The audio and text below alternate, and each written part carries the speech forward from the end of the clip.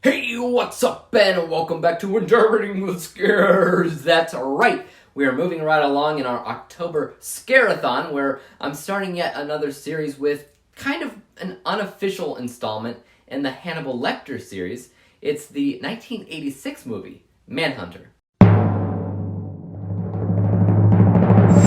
So Manhunter is ultimately about Will Graham, a detective who has the keen ability to solve a crime by getting into the mindset of the killer. And Will is tasked on solving a ruthless killer that is being called the Tooth Fairy, while he refers to himself as the Red Dragon. In order to help him understand how the killer is choosing his victims, he consults with Dr. Hannibal Lecter in prison, somebody he never thought he'd have to visit again. Hannibal is an interesting series to talk about this month, right? Because Hannibal isn't a horror series per se. It's more of a psychological thriller thing than anything. But Hannibal, the character, 100% is a horror villain, which is why I included this series overall. However, the reason why I called this an unofficial installment in the Hannibal series is because it is undoubtedly the least known, as it's one of the very few films that Anthony Hopkins is not in the role. Now, before Anthony Hopkins took over, we had Brian Cox, and I'll talk about his presentation in just a hot second. But first, I also think it's important to know that this specific novel that this film was adapted from, Red Dragon, has been adapted now 3 different times. It's insane. You usually don't get that many adaptations of one book while the others just have one, because not only did Anthony Hopkins remake this film in Red Dragon, but the 3rd season of Hannibal also covered the same exact story. And when you have Red Dragon and you have the 3rd season of the show, it's really hard not to compare this movie to those variations of the same story, because this film on its own is fine, but it's definitely not a Hannibal film. Hannibal is barely in it, and he is the least conniving rendition I've ever seen. In fact, I consider his Hannibal to act like the most sane and normal. Then again, maybe that's the point. Maybe that's the most accurate in terms of what the books did, because I never read them. Wouldn't the best psychopath also be the best at hiding their insanity? I guess. I just have never had expectations as to how Hannibal should act until now. But then again, I do review for a blind audience, and most audiences wouldn't start here. They'd start with Silence of the Lambs, or even the TV show, and they'd probably watch this last because maybe they're a completist or something, and when they watch it, they're bound to be a little bit unimpressed. But as a film on its own, it's important to note that it's not bad. William Peterson plays Will Graham, and he does a fairly decent job. He looks the part, and he plays it well. In the future, this character will be played by Edward Norton in Red Dragon and Hugh Dancy in the TV show. And as far as portraying the character is concerned, I'm spoiled with Hugh Dancy because he was always more believably on that cusp of normalcy and absolute insanity. You never knew where he'd end up because his mind truly was something that often betrayed him, and it's such a trip. In this film, he's a decent detective, and he has his issues as well, but never once do I feel like he's absolutely losing his mind over this case. But you know where this film often does go right? The cinematography, production design, and lighting specifically.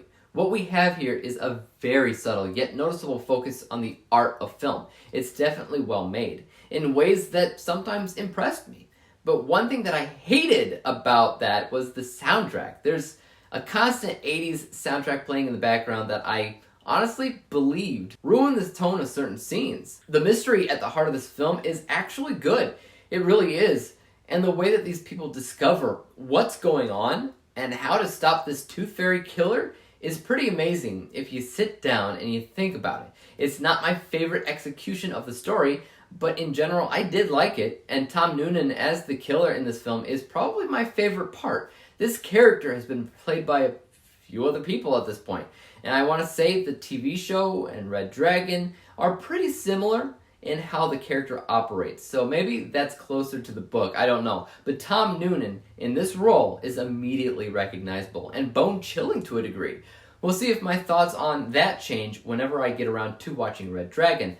But yeah, one of my main complaints here is the utilization of Brian Cox as Hannibal. His presentation wasn't the worst thing in the world, even if I definitely love Anthony Hopkins in the role. It's just that he seemed so throwaway, and I just never bought into it enough to imagine more Hannibal films with him in the role. I don't know. Let's go ahead and break down my final score. From an unbiased technical level, there's nothing inherently wrong with this film, right? Like I said, artistically speaking, they put a lot of focus on what everything looks like. And the mystery in the film is fairly solid. But again, I didn't like the music choices, and Brian Cox's Hannibal is sometimes a cringe to watch for me, because we know how much better his role could be and will be portrayed. So yeah, this score is mostly by the books at 64%. My bias score is a bit lower than that, just because it's not a movie that I care to immediately watch again. As far as owning all of Hannibal on Blu-ray or something, I'd love to, but I definitely wouldn't want this in that list. So I don't consider it to have that much rewatchability factor. And besides that, I think a good chunk of the film ends up feeling a lot more boring than it needs to feel, since I don't think it's aged very well. This score is 48%, and when we average out the two scores together, we come to the final rating of 56%, 56 out of 100 possible stars, or a C- letter grade. Guys, let's hear your thoughts on Manhunter in the comment section down below. Do you actually think that this movie is a really good Hannibal film? Why or why not? Let me know. And as for YouTube, you guys know what to do. Hit that like, subscribe button, and bell to be notified when I come up with my next review. And until then, peace out. Dave examines movies we just watch for fun. Davey is the expert. He is the #1 critic that I go to when I need